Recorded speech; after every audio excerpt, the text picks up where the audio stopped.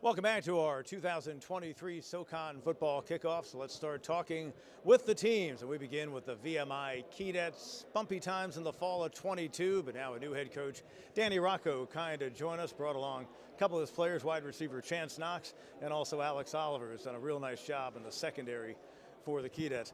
Coach, you're familiar with being a head coach, prior stops at Liberty and Richmond and Delaware. So how's it going so far now in acclimating to this new role? Well, obviously very excited to be at VMI, and this will be my 17th season as a head coach. This will be my 40th season as a Division I coach. I spent a year in the NFL. So, we have a philosophy, we have a system in place that we believe in that's been successful. I think in a lot of ways, you try to take your model and take it on the road as you transition from one school to another. VMI is such a unique institute that there are some things that might not transition as smoothly as they might at other schools. So I'm very much in tune with that and trying to just find the best mix that I can have moving forward. But we got great kids, we got great support. We got an outstanding alumni base, and I'm really excited to get started here in a week. I know you're familiar with the fact, in fact, I know you know the prior head coach very well. It probably helps you've got guys on the roster like these guys and others who did taste some winning in recent years. I mean, they had as successful a run of a few seasons there as they'd had in 40 years in the program. I think that's a great point. I think that's the unique thing about this senior class. And from the very beginning, I've made the commitment to our senior class. I'm kind of dedicating this season to our seniors, and I'm doing it for that exact reason. It's the fact that they had a tough year last year. We certainly weren't as bad as our record showed.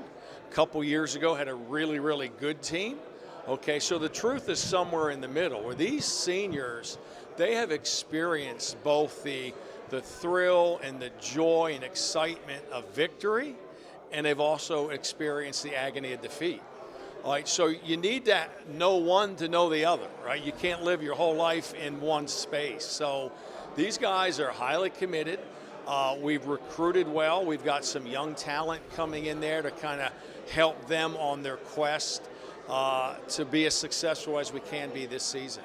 Give me a nutshell on the offense. You kept Patrick Ashford at offensive coordinator. They had been doing some air raid, but I get the impression, talking to your folks and chatting with you a little bit, that a lot is on the table in terms of what you might try to do to move the ball. Yeah, that word frightens me a little bit, air raid. So I've never really been in that mindset. So first and foremost, really glad that Patrick Ashford is back for his second season.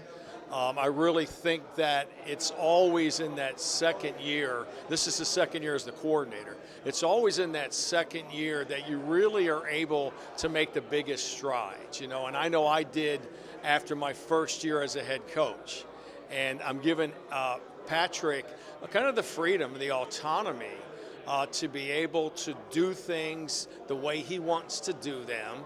And I'm giving him the support to be able to really take control of that offense. So the parameters are, I want to be balanced.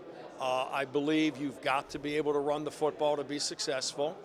I want to have multiple personnel groupings. I don't want to play the whole game in 3 wide receiver sets. We'll be in 3 wide receiver sets a lot, but I want to be in 11 personnel, 12 personnel, maybe even 21 personnel. I want to have that balanced run pass, but I do want to be able to continue to mix tempos and not be so much fast, but be strategically fast.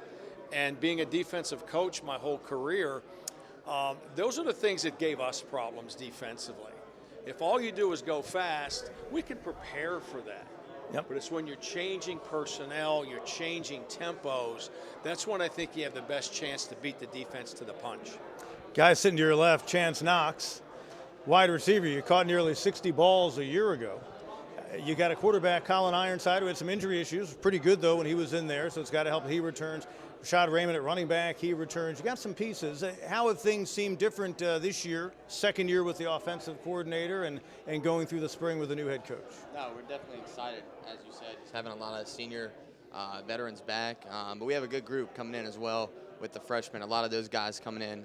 We're mixing it up with the variations, as Coach said, kind of going in a different direction. Not really that air raid as we've been characterized in the past. It's more of a pro raid. We got to establish the run game with Rashad Raymond, Hunter Rice, Grant Swinehart, but we are going to obviously pass the ball. And Colin Ironside's a great guy to have back there with the leadership he's established as a senior, and then with a great group of receivers as well.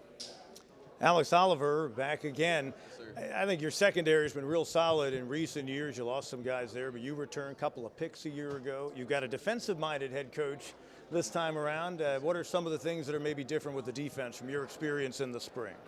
So this year we have like a 3-4 base. We're going to throw a lot at teams, just switch it up and be able to get in a lot of different looks. Like Chance said, we also have a lot of senior people coming back. A lot of people who, know the ropes and, like you've said, know what it feels like to win. We got a lot of freshmen coming in who I think will be able to make a difference for us. So, as that goes, I'm sure we'll put it together very well. It's been a defense that last year was real good on third downs, Coach. That's probably a number that jumped out to you. They had some issues. Lost one of the best tacklers, as far as I'm concerned, in the nation, a guy named Stone Snyder. But I know you're going to have some guys you're going to count on. So you're a defensive-minded head coach. Talk about your philosophies on that side of the ball. And he mentioned an odd front to start out, but take me through that process. Well, I think the biggest thing to understand is that the game is changing. And with the analytics and the way that offenses are wired right now, you really can't play that bend but don't break mentality, because on 4th and 1, teams are going for it, so kind of that whole mindset was, that was 4th and 1, we made them punt, great job. You have to attack on defense, and I think your ability to create havoc, your ability to create negative plays, is which really allows your defense to get ahead.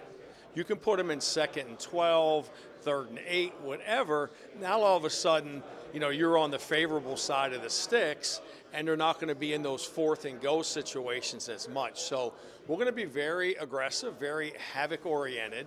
Like Ayo had said, we're going to base out of the 3-4.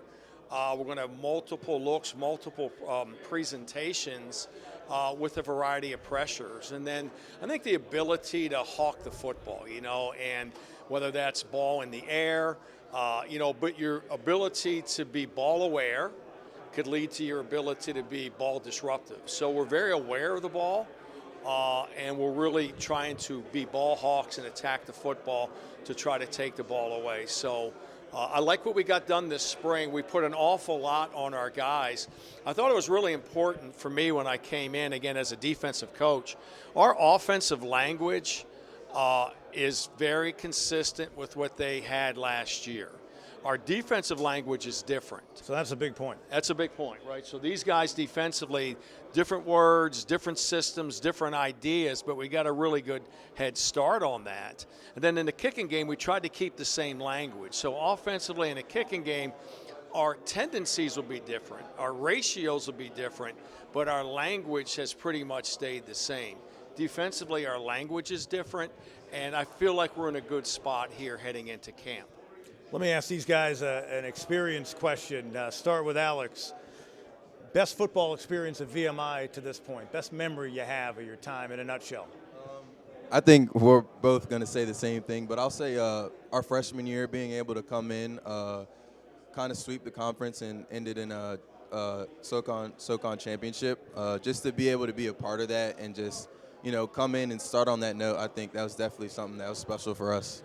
Sure. Chance, what about it? He's talking about your freshman year being the spring of 21 and heck of a team, which was following on the breakthrough year of the fall of 19 when a guy named Reese Udinsky at quarterback and Jacob Harris at wide receiver and some others around them, I think, really surprised this league. What about you, Chance? Best football moment? Kind of AO talked about it right there, but just, I'm pretty sure we were picked close to last in the conference that year.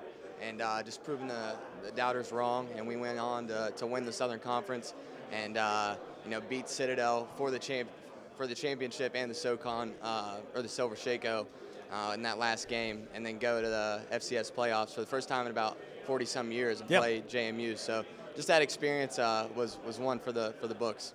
Yeah, that was the spring of 21 was the first SoCon title since the late 70s. And it's the first time they had back-to-back seasons like that, winning seasons in the program since the early 60s. So just to show you what some of these guys have been a part of. Coach, final thought, a first-year coach coming into a new conference, it's not like you were an assistant somewhere else in the SoCon. So you're trying to get to know your personnel, but also trying to get to know the league. How much of your off-season has been spent doing that, or is that just something more you'll evolve with each week of the season? Well, it's a great question. I think, holistically, I've been tracking the SoCon for a long time, so I have been, very involved in following the recruiting of the league and the playoff teams that are in the league when I was in the CAA.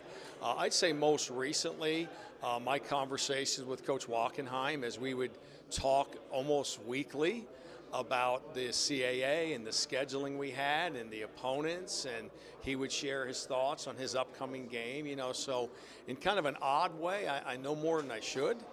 I think this summer we've spent our time in the right places to try to have our team ready to compete here as we open the season at home against Davidson.